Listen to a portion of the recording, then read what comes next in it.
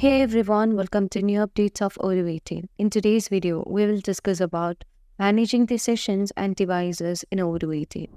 So you can just move on to your profile by choosing the icon. You can see that we can just move to the profile, and under the profile we have the session or a tab called devices, where this shows all the devices that in which we have logged in Odoo sessions. So currently you can see that we have just logged in into the Linux Chrome just 57 seconds ago.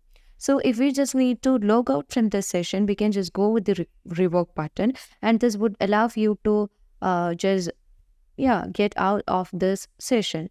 So here you can see that we have to provide the security control. For that, we have to provide the password, and we just need to confirm to know it as our own account. So you can just go with the button confirm password, and as you just try to choose my profile again over here, you can see that Odoo session is currently expired, which means we have just logged out from this session.